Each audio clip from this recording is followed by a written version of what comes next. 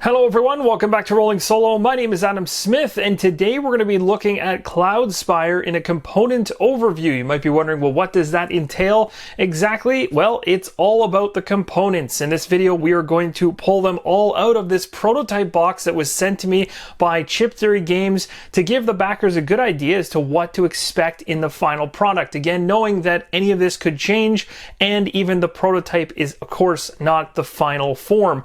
So we might see artwork or material or design choices altered until the final product is completed. Now, for those of you that may be wondering why I'm looking at Cloudspire on Rolling Solo, the answer is there is solo and cooperative survival built inside of this particular game from the ground up. So it's being built in as part of the game and not as an addition to. This will be part of the rulebook when it's finalized, and I'm really excited to see how that's going to be implemented. If you want to know more about that, Chip Theory Games has actually released a solo video specific to the solo side of things with Cloudspire. That's a really good video to check out if you want to get an idea as to what's going on in the solo world for Cloudspire. But on top of that, you can also check out update number 5, where solo and cooperative survival was talked about and how they were planning on implementing it. And of course, as you go through the updates, of which there are many, you will learn more and more information about this particular mode. At the very core of Cloudspire is a true hunger for the source. High above the clouds, the floating realm of Ankar has existed in relative peace for centuries. Home to a number of creatures and beings, several isles have floated independent of each other. The isles are kept afloat and kept apart by a mysterious energy known as the Source. But it seems that Source is not limitless, and as tensions rise over the availability of this precious resource, yet unsolved shifts in the Isle's stability have put all of Ankar's nation states on edge. Islands are beginning to crash into one another, and an all-out war for each island's supply of the Source is about to initiate chaos in the skies. The objective of Cloudspire is advancing your fortress, building your spires, recruiting mercenaries, and sending minions and heroes barreling towards opposing fortresses. Your goal is to destroy your opponent's fortress gates while protecting your own. And at the end of the game, the faction with the most powerful fortress will be declared the winner. Now, the solo rules are handled a little bit differently. But we're going to leave those details until the end of the component overview video, where I'll talk about how the solo play winning and losing conditions work. For now, let's dive into this box and take a closer look at every component. Here is a look at 5 of the 8 Neoprene Isles that will come inside of the core set of Cloudspire. As you can see at the very top in the middle, that is the center isle that you'll be using in the center of the game table because it has a source well in the very middle of it. The rest of them are going to go around randomly, face down around it when you set up a particular game. So in this case, there's a lot of variability that's going to come into play because depending on how these things are connected, it's going to change the landscape. Lastly, here we have the remaining 3 Neoprene Isles. The graphics are always on one side, and on the opposite side it is completely black, so that when randomization occurs at the beginning of a game, you truly don't know what type of terrain you're going to encounter. And on top of that, you can see that the terrain itself varies quite a bit on each of these particular tiles. You'll see source wells, you're going to see paths, you're going to see all kinds of other terrain effects that will impact your gameplay. These next components, of which there are 8, are called Neoprene Atolls, and essentially these will sit in the marketplace for purchase on your turn if you have the source available to do so. These atolls will definitely have a major impact on your gameplay. When purchased from the market, you'll be able to take these atolls and place them by overlaying them on top of the isles, which are the larger ones we just looked at, in order to actually give yourself a strategic advantage by changing the landscape of Cloudspire. Here's a look at one of the 4 Neoprene faction fortresses included in Cloudspire, and we will go through all 4 of them so you can see all of their graphical differences across each fortress, which associates themselves with a major faction in the game. You'll also notice here that the same cutouts from Too Many Bones in terms of the neoprene mats to fit chips and dice are carried over here as well and used really effectively, as well as watermarked areas for spires and a couple areas here for different upgrades within your actual fortress. Your gate is at the very front where all your units will come out, and that's your major connection into the world of Cloudspire.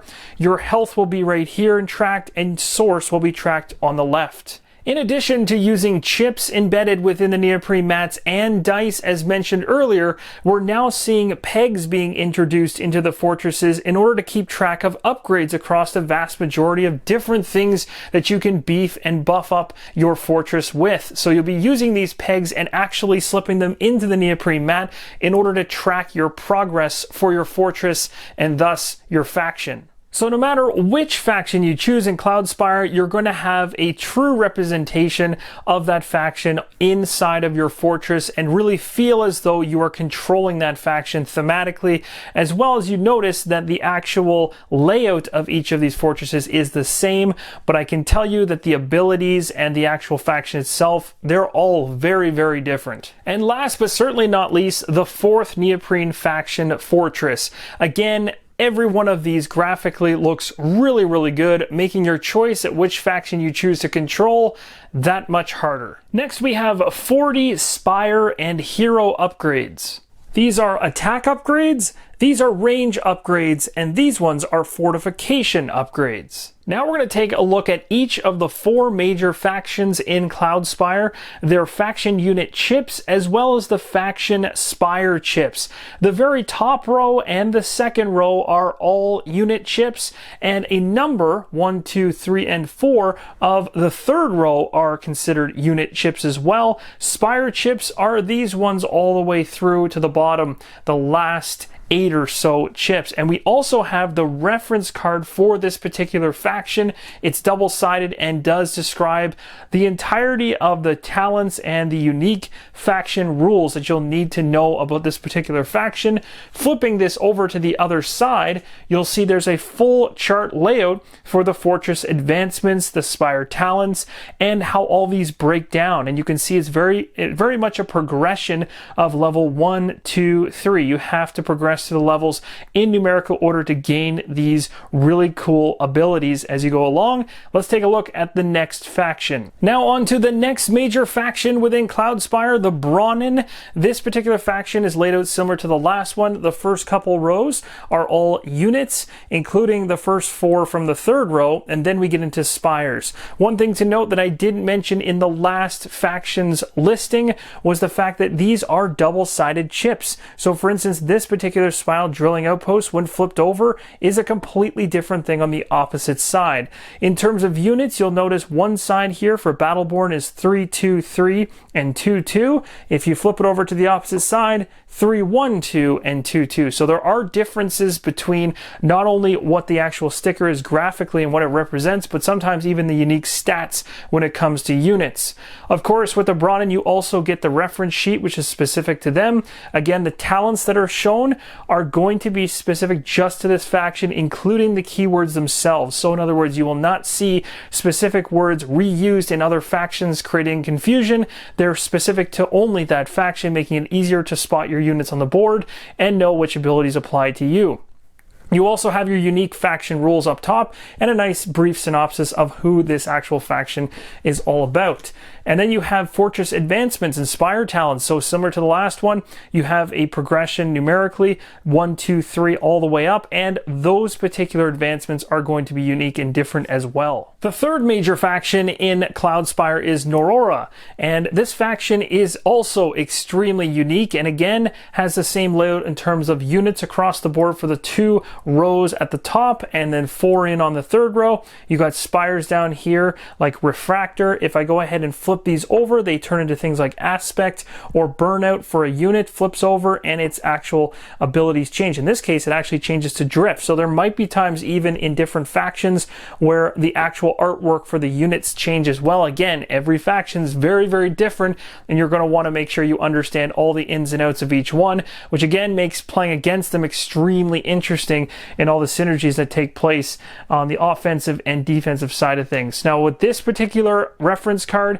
same situation applies. You got your talents listed out, you've got your unique faction rules listed out, and your story in terms of who and what they are.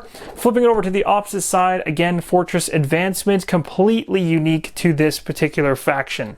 And last but certainly not least, we have the Grove Tenders. Again, another 2 rows worth of units with 4 in on the third row. And then we also have the spires represented again. This side, creeping vines on one, flipping it over, we see shrubbery on the other. And if you flip a unit over, like Taproot, to the opposite side, you'll see that those different skills increase in terms of health and all those other different icons. Again, Grove Tenders has a unique faction rule set as well as talents. Again, you can pause the screen throughout any of these last 4 major factions to get a good read on what these all entail, but do remember this is a prototype, so wording and skills could definitely change before the final product. And lastly, on the back side of it, we've got the Fortress Advancements and Spire Talents. Next up, we have a number of components going on here. First off, we have 50 Fortress Advancement pegs, so there will be many more than what's included in this prototype here in this middle section. These are the pegs that will be actually placed into the neoprene mats on the fortress to basically let everybody know where your current state of your fortress is in terms of upgrades and abilities. You also have 12 faction dice. Again, these are prototype for sure, much more prototype than the neoprene mats we just looked at and the chips. These dice here are 3 per faction, so all the 4 major factions have 3 dice each. There's going to be 1 included D6 in the game. Again, this is a prototype, so this D6, I wouldn't be surprised if it's a little bit more exciting in the final version. And we, of course, remember these 6 attack dice from Too Many Bones. Well, there'll be 6 Spire attack dice, which again, I wouldn't be surprised if they're themed for Cloudspire in the final version. Next, we have the major reference sheet, which all of the factions will be able to reference throughout the game, which are going to talk about landmark talents and going to specify each of those, like Engage, Fair Fight, Fountain, Many Fangs, Offer Aid, Overload, Recruitable, Rift Walk, Roam, Toxic, Secretion, Secret Passage, and Unstable Rift. So all of that is shown on one side of this reference sheet. And on the reverse side of that reference sheet is a full breakdown of the mercenary talents. These are the 4 source trackers that will be coming inside of Cloudspire, and they're going to be embedded in the Fortress neoprene mat, where you'll be spending as well as collecting source throughout the game. Again, it's all captured numerically on these chips, and they're simply rotated in place on the Fortress mat to keep track of how much source you have.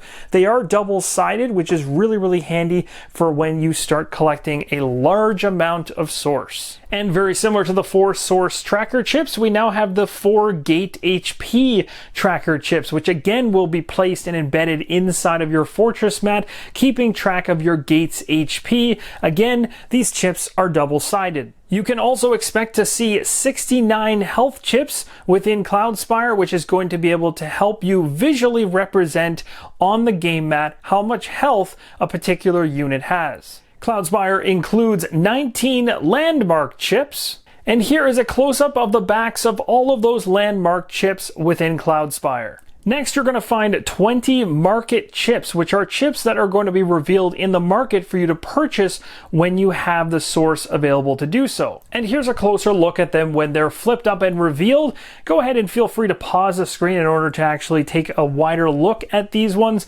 These are going to be key in your adventures and battles within Cloudspire as you try to defeat the opponent's fortress. These particular market chips are going to be of great value to you strategy-wise to pick up and find out which ones work with your strategy and with your faction the best. Now we'll take a look at the 15 relic cards that will come inside of Cloudspire. Relics are awarded to players for defeating certain landmarks in the game, and they give players a one-time or ongoing ability. And here are the 16 relic cards face up for you to see, as well as the abilities listed on the card. So again, you can pause in order to read these individually, as I won't go through every single one of them here, but do note these are either one-time abilities or an ability that might stick with you for the long haul in Cloudspire. One other thing to note is that the card quality you're seeing here is just prototype form, and if you know anything from the Chip Theory Games Too Many Bones series, the PVC quality of the cards is off the charts, and I'm not sure if they're following in the same vein with Cloudspire, but I wouldn't be surprised. These ones, as of right now, are still in prototype form, so the cards will look even better than they currently do in the final form. Now let's go ahead and talk about the event deck, of which there are 30 cards in it. In a normal game of Cloudspire, it is 4 waves long. Starting in the second wave, you'll begin opening up that wave with reading an event card. You're going to flip it over, read it, and follow its instructions. The events may alter the rules, it might create a side quest, or even impede players in some way. And here's an example of a number of those event cards now face up for you to take a look through. And here is the last half of the event deck for you to check out as well. So in addition to all the components that you've seen throughout this video, you can also expect to see a rulebook fully published within the core game, of course. But what's got me really excited, because rules are only so exciting, is the solo and co-op scenario book. That's right, there's going to be a book specific to solo and co-op scenarios. I'm really excited for this. Cannot wait to see what this entails, and it's one of the major reasons I'm interested in showing Cloudspire here on the channel. So I really hope this was an informative video for you guys. Thank you so much for watching, and as always, keep on rolling solo.